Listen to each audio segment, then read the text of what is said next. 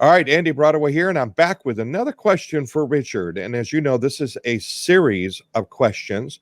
So if this question isn't answered for you on this one, go back and review the other questions. So Richard, my question to you is, as an office building owner, how do I expect the work from home requirements that existed during COVID to affect my ability to lease vacant space and get terminated leases renewed?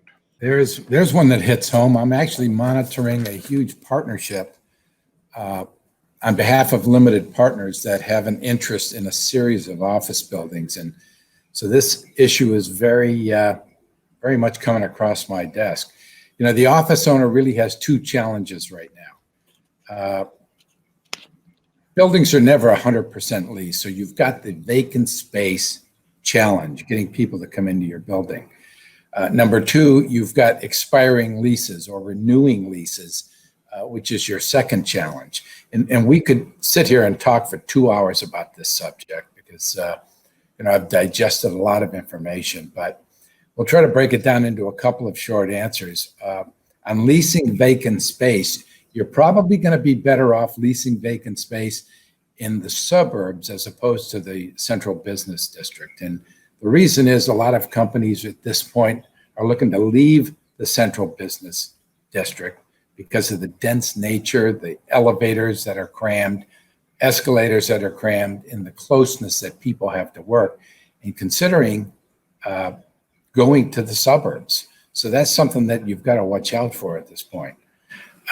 So if you're a CBD, a central business district owner, you better be dealing very closely with your tenants. If you got to give them some rent abatement, not forgiveness, you never want to forgive anything, but an abatement, a reduction for a while until they get back up and running. I mean, I know here in Los Angeles, a very large accounting firm that I'm familiar with, they're not going to go back into their space until after Labor Day. And I don't think that that's too unusual across the landscape, because as I drive around my neighborhood, and there's a lot of office buildings here, I don't see anybody in the parking lots, or very few. As to lease renewals, I see companies that are downsizing or considering downsizing because they figured out that this whole work from home thing hasn't been too bad. A guy picks up his computer and he goes and he sits it on his kitchen table, and because of this electronic era, he's as efficient sitting at his kitchen table as he is in his office. The question is, does he have to manage and motivate people with a hands-on kind of situation? So I see those that have leases coming up for renewal being very careful on strategizing how much space do they really need, particularly in both the suburban and the CBD areas. One of the dynamics that's really popped up probably in the last 30 days is, as the tenants have figured out they don't need 30% of their space, they look in their lease and they usually see that there's a subleasing clause, which allows them, with the owner's permission, to go out and sublease part of their space. That kind of competition, if you're an owner, having your tenants compete with you for new tenants or tenants that are moving around, usually ends up badly. I, in many cases, had to end up competing with a sublease tenant, and in a lot of cases, you can't unreasonably withhold that request. But if that tenant is asking 30% less than your rate, the word will get out.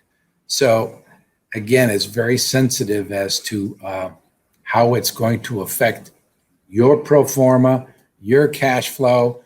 And I guess maybe the other dynamic right now is expenses, because insurance expenses are going through the roof for office building owners. Security expenses are going through the roof, and those types of things are hitting the bottom line. And of course, the cleaning services are all ramped up now with extra protocols, and that's another expense line item that goes up while income is down. So all I can say is you got to be as proactive with every one of your tenants, particularly those that have leases coming up in the next 6 months.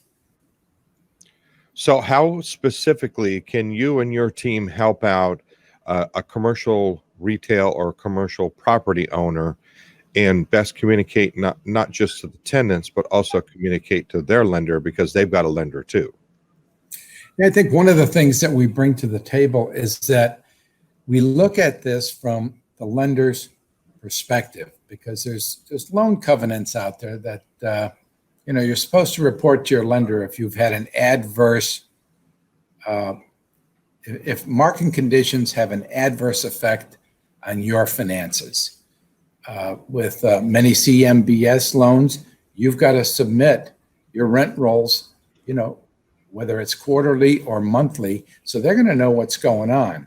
And that's why I say you better be proactive in having that plan on how you're going to address the situation with rollover leases, with getting any empty space leased, dealing with subleases. We can help put together those plans, and we know how to communicate it best because we've been lenders.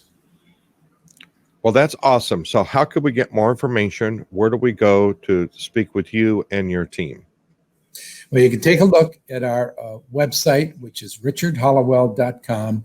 Take a look at our qualifications in this particular area under a tab called Real Estate Solutions.